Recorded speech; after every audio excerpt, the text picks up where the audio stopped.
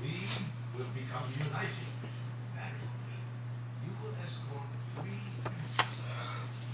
there. They will marry Lord King's son. See this pretty girl. Yes, Your Majesty. My advisors tell me the charts are clear. If this wedding does not take place in 2 days, lights will drop, Mongols will destroy us. My words, King Lord. 3 days. Not a moment more. I know that fate. Your Majesty, can arrange marriage? If you or a loved one ever suffer from depression, My daughters and I don't mean being sad for a day or two, I mean not getting out the bed, Your Majesty, not functioning, crying uncontrollably for months, how many troops like no matter what you do, will accomplish this mission? 3. then that probably means 3 men. they were dealing with depression. So I wanted to tell you today This mission does not call a little bit about what depression is, some of the signs and symptoms, some of the treatments, and that way maybe we could save someone's life. According to the American Psychiatric Association, there are about 100,000 suicides a year. Excuse me. That's a scary number. I almost wonder if we can make those numbers lower if we just knew what we were looking for. Depression is a serious and common mental health illness.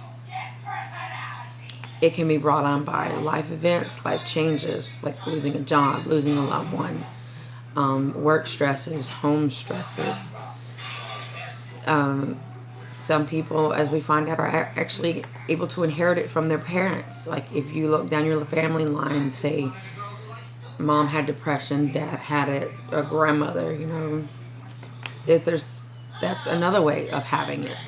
Also, it can be your personality can lead to it. Somebody that worries a lot, low self-esteem can lead to it. Just leaves you susceptible to getting depressed and it getting worse.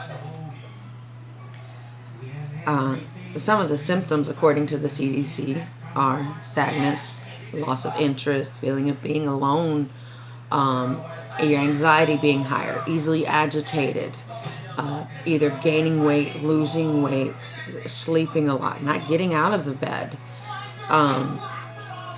sleeping too little, even thoughts of death or attempted suicide or even suicide. A lot of times they don't know until after the person's gone. There are actually multiple ways to treat it, according to Healthline.com. I wouldn't necessarily say there's a cure yet, but they say to start small. Set small goals.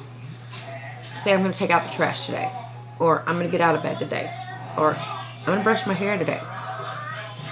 You'd be surprised how brushing your hair or brushing your teeth would seem like such a major feat when you're really, really depressed and it's a really, really hard time.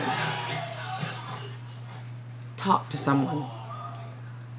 I don't care if you've got to yell, scream for help if you have to. Let someone know, hey, I need help. Don't be silent.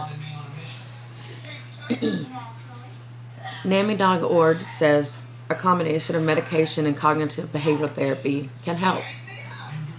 Even exercise, going for a walk, talking to someone, seeing a therapist. There's many, many different antidepressants out there, and they affect the brain in so many different ways. It's not a take this one pill and you're fixed. It's more like a trial and error. You'll work with either your doctor or your therapist and say, hey, we're going to try this medicine and we're going to try this therapy and let's see how this works. And sometimes it works right off the bat. Sometimes it takes multiple times. But don't be silent. Get help.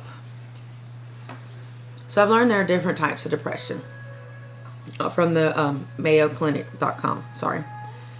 The most major one is called major depressive disorder. That's what most people deal with. You have postpartum, which affects you after you have a child. There's bipolar, seasonal affective, which with the winter coming, that's when people get affected. Not a lot of daylight, really cold, really dark and gloomy outside can make people depressed.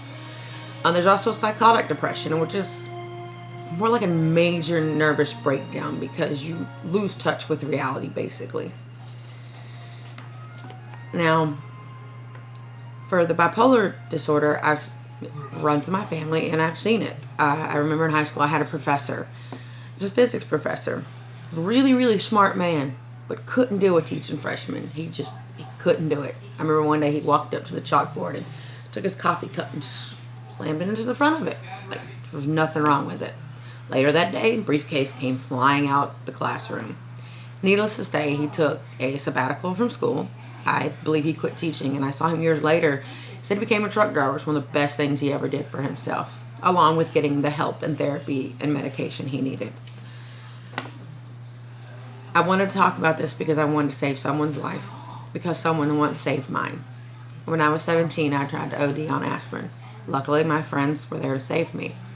I didn't know it at the time, but I had been struggling with depression for a very, very long time. I didn't talk to anybody. I didn't open up about my feelings. It's not how my family was.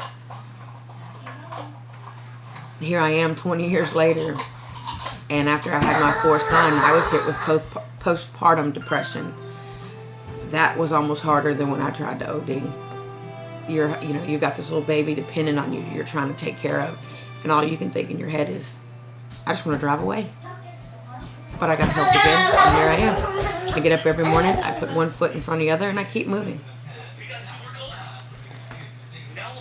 So now that you know some of the signs and symptoms of depression, especially what's going on in the world right now, I'm asking you, check on your friends, check on your loved ones. Some of us aren't all right. Some of us are struggling in silence. And if we could save just one person's life, I think it would be worth it. Thank you.